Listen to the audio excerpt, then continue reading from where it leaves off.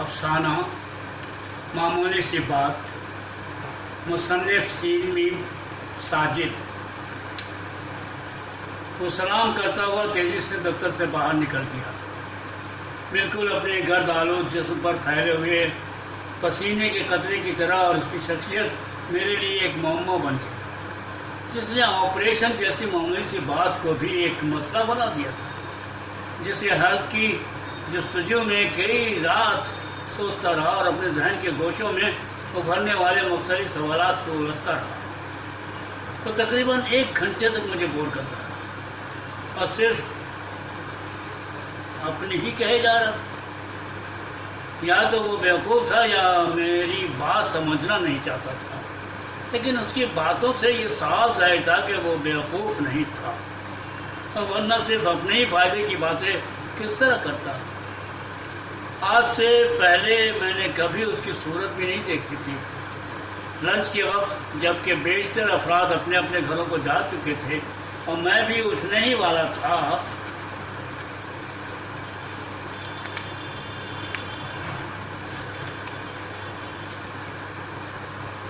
کہ وہ دفتر کے اندر داخل ہو گیا۔ وہ صرف ایک بوسیدہ اور کثیف سی لنگی پہنے ہوئے تھا، درمیانہ قد، الجھے ہوئے بال، بڑی ہوئی شیب اور گہرے حلقوں کے درمیان اندر کو دھسی ہوئی آنکھیں۔ ایسا لگتا تھا جیسے آنکھیں نہ ہوں بلکہ بغیر شیشے کے ٹارچ لائٹ ہو۔ چہرے سے ٹپکتی ہوئی خستہ حال کی نمایاں جھلک ہے۔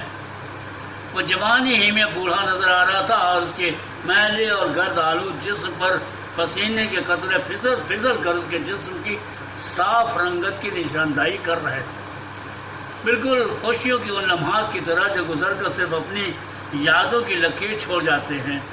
اس نے دفتر میں داخل ہوتے ہی سلام کیا اور میرے جواب دینے سے پہلے اپنا مدعا بیان کیا۔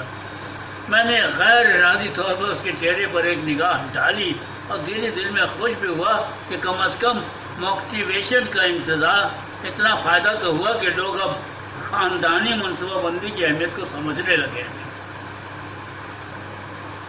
اور خود ہی آپریشن کلینک آنے لگے ہیں۔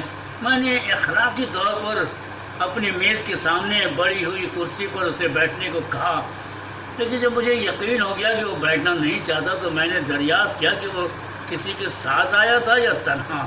تو جواب میں اس نے کہا، میں تنہا آیا ہوں اور مجھے معلوم ہے کہ یہاں مردوں کا آپریشن ہوتا ہے، صرف مردوں کا ہی نہیں بلکہ عورتوں۔ اس نے اس کی معلومات میں اضافہ کرنا چاہا، لیکن اس نے میرا جملہ مکمل نہ ہونے دیا۔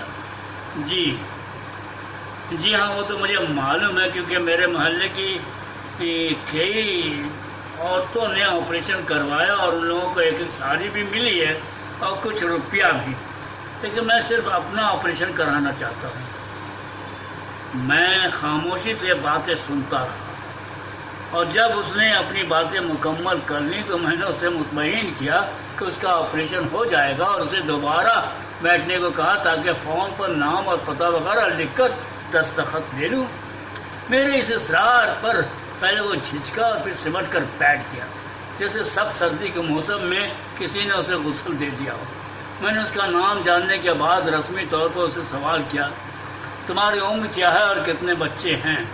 عمر 28 سال ہے اور 3 بچہ ہے۔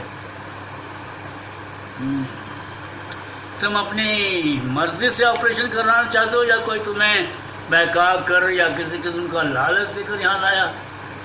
میرے سوال پر وہ اپنی جگہ سے اٹھ کھڑا ہوا۔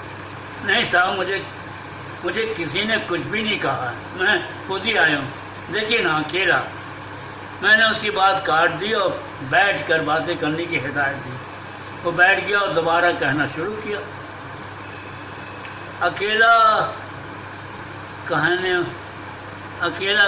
والا ہوں، اکیلا کمانے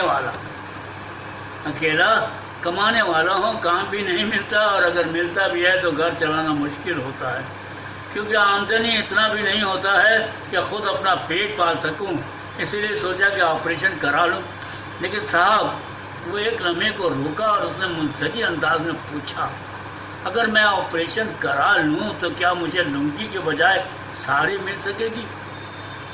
یہ ایک عجیب قسم کا سوال تھا، اور اس سے پہلے کسی کلائنٹ نے بھی اس قسم کا سوال نہیں کیا تھا۔ میں نے اس کے چہرے کی طرف دیکھا، اس نے نگاہیں جھکا لی۔ مجبوری تھی، اس لیے میں نے صاف صاف اسے بتا دیا کہ لنگی مردوں کو ملتی ہے اور ساری عورتوں کو۔ میری صاف گوئی سے وہ ذرا پریشان ہو گیا۔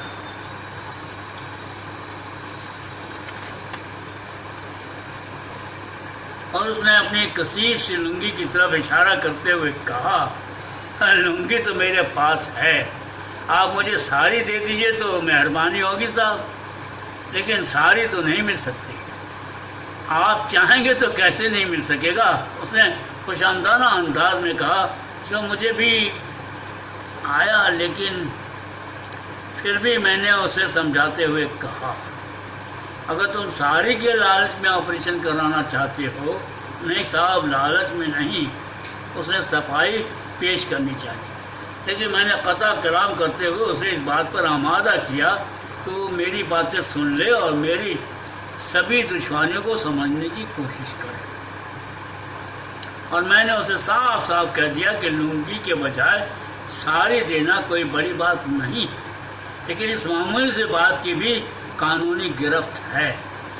صرف خود جھوٹ بولنا پڑے تو کوئی بات نہیں، لیکن اپنے ساتھ ڈاکٹر اور چند دوسرے افراد کو بھی جھوٹ بولنے یا لکھنے پر آمادہ کرنا دشوار ہے، کیونکہ چھوٹے چھوٹے جرائم تو سبھی کرتے ہیں، لیکن اپنے جرم کو لوگ کچھ اس طرح پوشیدہ رکھنا چاہتے ہیں جس طرح خون جس میں پوشیدہ رہتا ہے۔ لیکن اس نے میری ایک نہ سنی اور مجھے تنگ کرتا رہا۔ آخر کار جھلا کر میں نے کہا، اگر آپ آپریشن کرانا ہے تو کراؤ، اور ورنہ جاؤ یہاں سے۔ میرے پاس اتنا فضول وقت نہیں ہے کہ تمہارے ساتھ مغز ماری کرتا رہوں۔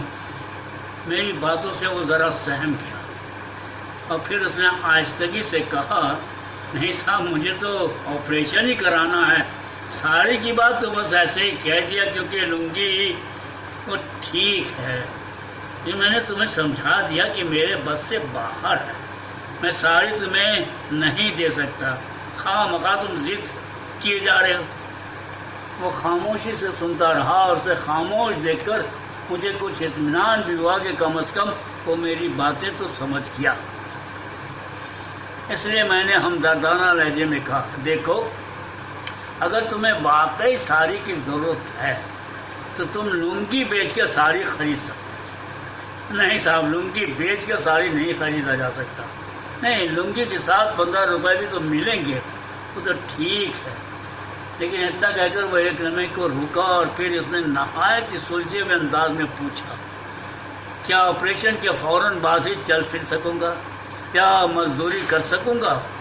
یہ سوال واقعی قابل غور تھا، اس لیے میں نے بھی نہایت ہی سنجیدگی سے جواب دیا، ہاں چل پھر سکو گے، لیکن مزدوری نہیں کر سکو گے، کم از کم 3 دن تک آرام ضرور کرنا ہوگا۔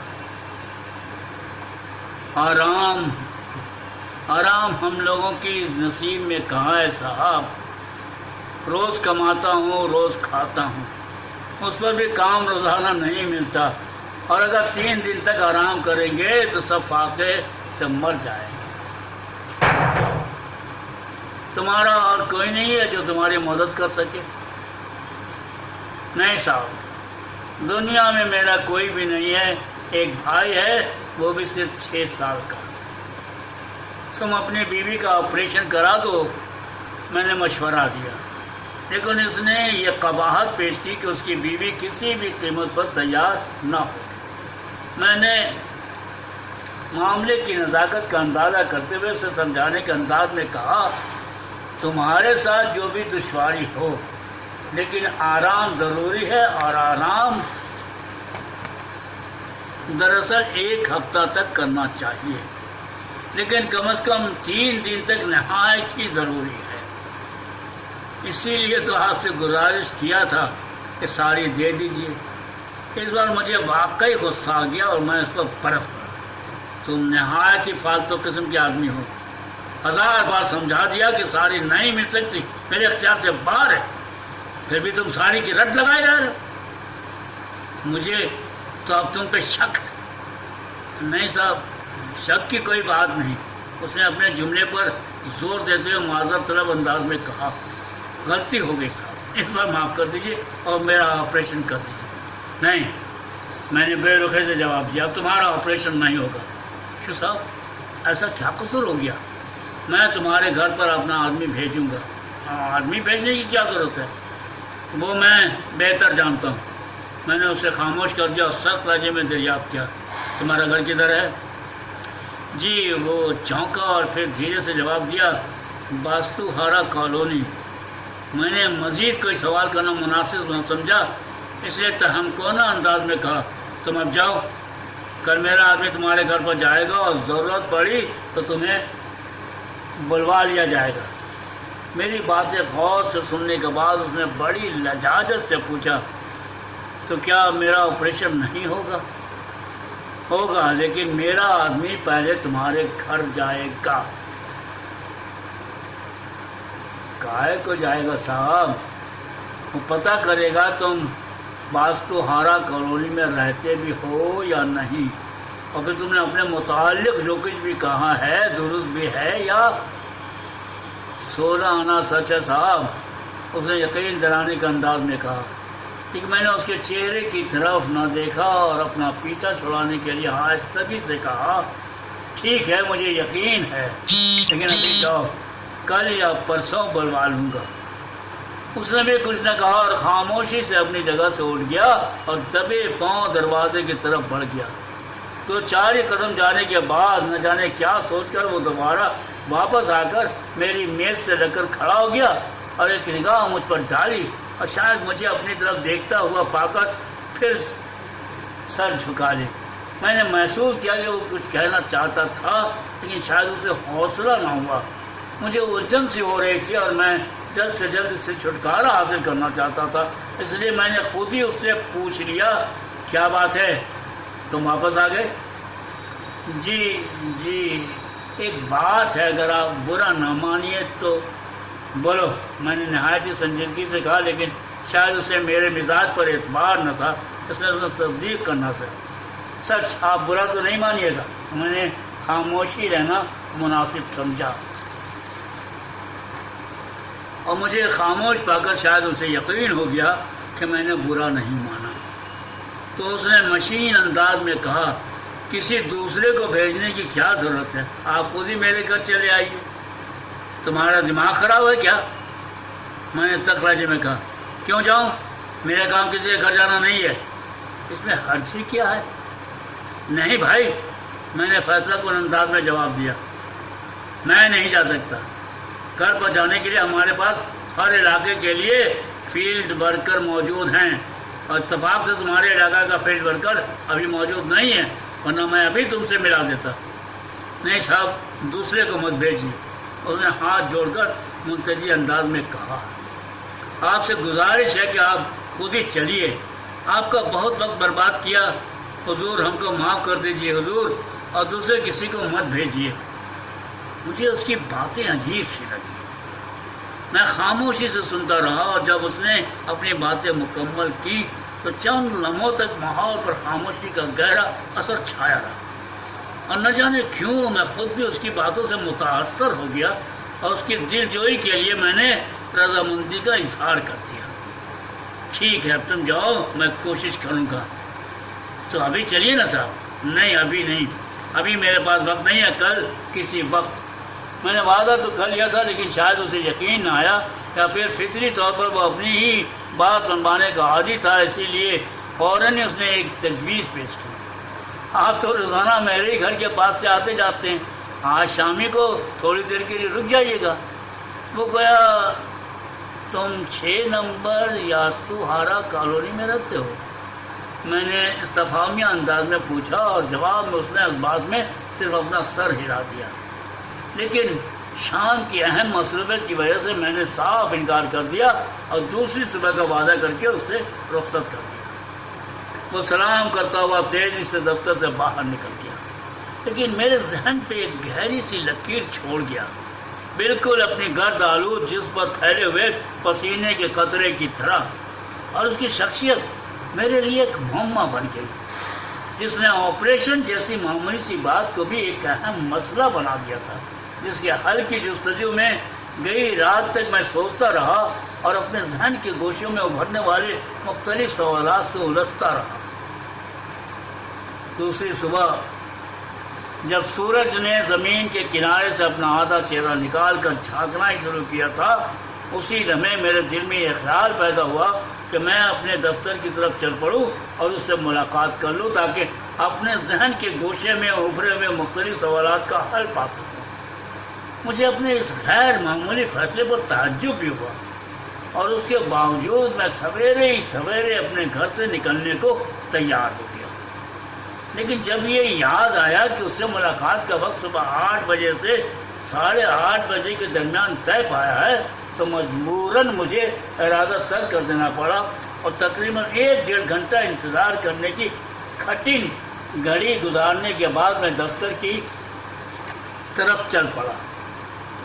جو ہی باستوہارا کالونی کا علاقہ شروع ہوا، میں نے اپنے موٹر سائیکل کی رفتار بہت کم کر دی اور سڑک کے دونوں کنارے سے گزرنے والوں کا بخوبی جائزہ لیتا ہوا آہستہ آہستہ آگے بڑھتا گیا۔ صرف لنگی میں ملبوس ہر شخص پر مجھے اسی کا گمان ہوتا تھا۔ ایسا لگتا تھا جیسے میں کسی سے ملاقات کی غرض سے نہیں نکلا ہوں، بلکہ اخبار میں کسی گمشدہ کی تصویر دیکھ کر اس کی تلاش میں نکلا ہوں۔ اور ابھی تقریباً 200 گز کی مسافت طے کی تھی کہ وہ کچھ ہی دوری پر فضا میں ہاتھ لہراتا ہوا دکھائی دیا، جیسے وہ خود بھی شدت سے میرا ہی منتظر تھا۔ مجھے اپنے قریب پا کر اس کے چہرے پر ایک انجانی سے خوشی کی لہر دوڑ گئی، لیکن اس کی بجھی بجھی نگاہوں سے یہ صاف ظاہر تھا کہ وہ گزشتہ کل سے بھی زیادہ پریشان اور الجھا ہوا تھا۔ اس سے پہلے کہ میں خود اس سے کچھ کہتا، اس نے انتہائی پرخلوص انداز میں کہا، آپ آگے صاحب، بہت مہربانی کی۔ اور پھر اس نے اپنی دائیں طرف کسی فاصلے کی طرف اشارہ کرتے ہوئے کہا، دیکھیے وہ جو آم کا پیڑ ہے نا، اسی کے سامنے والی جھونپڑی کا دوسرا کمرہ میرا ہے۔ میں خاموشی سے سنتا رہا، اس کی صورت کو تکتا رہا۔ میرے اس سمجھ سے شاید اسے غلط فہمی ہوئی کہ میں نے اس کی باتوں کا یقین نہ کیا، اس لیے اس نے مجھے یقین دلانے کی کوشش کرتے ہوئے کہا، مجھے یہ یقین ہے کہ تم یہیں رہتے ہو، لیکن میں یہ جاننے نہیں آیا کہ تم یہاں رہتے ہو یا نہیں، بلکہ اس نے میری بات کاٹ دی اور حیرت سے پوچھا، تو پھر کیا؟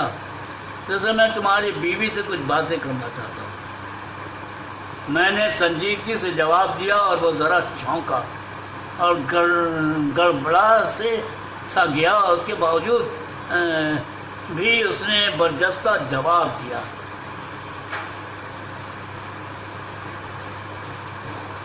آپریشن ہم کو کرانا ہے تو میری بیوی سے بات کرنے کی کیا ضرورت ہے؟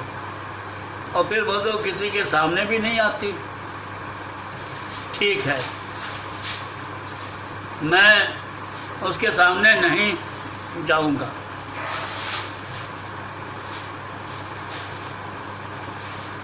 وہ بات کبھی نہیں کرے گی، پھر تمہارا آپریشن بھی نہیں ہوگا۔ میں نے فیصلہ کن انداز میں کہا اور وہ مرجھا سا گیا۔ کچھ دیر اپنا سر جھکائے کھڑا رہا اور پھر نہ جانے کیا سوچ کر اس نے مجھے یاد بھری نگاہوں سے دیکھا اور بجھے انداز میں کہا، اچھا تو آئیے میرے ساتھ۔ میں اس کے پیچھے چل پڑا۔ ہم گندی نالیوں اور کیچڑ سے گزرتے ہوئے ایک ٹوٹی پھوٹی جھونپڑی تک پہنچ گئے۔ وہ مجھے باہر ہی چھوڑ کر جھونپڑی کے اندر داخل ہو گیا۔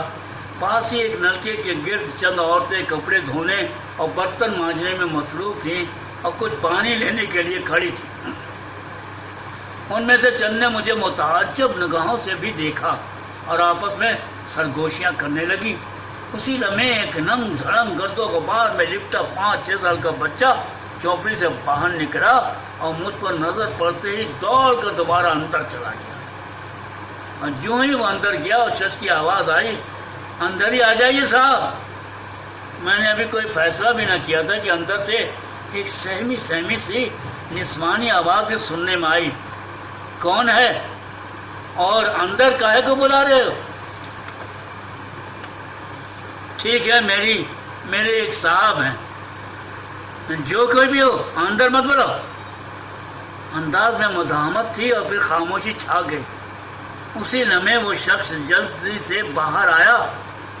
ارے آپ آئیے نا، کہتا ہوا میرا ہاتھ پکڑ کر تیزی سے کمرے میں داخل ہو گیا۔ مجھ پر جیسے ستا طاری ہو گیا۔ میں نے دیکھا میرے سامنے ایک خوبصورت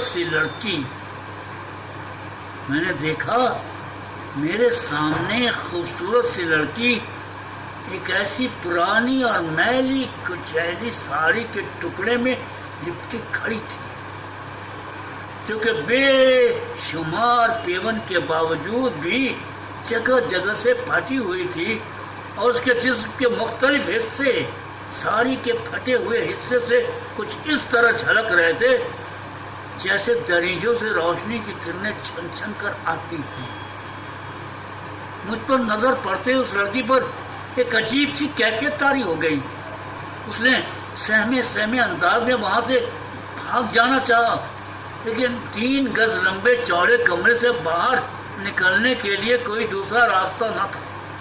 اس لیے گھبراہٹ میں وہ الٹے پاؤں چل کر ایک کونے میں سمٹ گئی اور جلدی سے ساڑی کے پھٹے ہوئے حصے کو اپنے ہاتھوں سے چھپانے کی ناکام کوشش کی، اور پھر اپنے تار ساڑی کے ٹکڑے کو تھوڑا اوپر کی طرف کھینچ کر اوپر کا جسم چھپانا چاہا، اور جب ایسا کرنے سے اس کی پنڈلیاں ننگی ہو گئی تو اس نے کپڑے کو دوبارہ نیچے کی طرف کھینچا، لیکن بیک وقت دونوں حصوں کو چھپانے میں وہ ناکام ہو گئی، اور بے بسی کے عالم میں وہ رو دینے کے انداز میں ایک چیخ مار کر اپنے دونوں ہاتھوں سے اپنا چہرہ چھپا کر نیچے بیٹھ گئی۔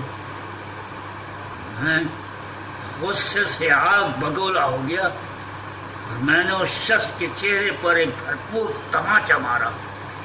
کمینے، ذلیل، تجھے شرم نہیں آتی؟ میں فوراً ہی جھوپڑی سے باہر نکل آیا، لیکن اس سے پہلے کہ میرے دونوں پاؤں دروازے سے باہر نکلتے وہ شخص میرے قدموں پر گر پڑا اور گر گرا کر کہنے لگا، مجھے معاف کر دیجیے صاحب، مجھے معاف کر دیجیے صاحب، میں نے سب کو جھوٹ بولا تھا، مجھے معاف کر دیجیے، مجھے ساری بس اسی کے لیے چاہیے، اسی کے لیے چاہیے صاحب، یہ میری چھوٹی بہن ہے،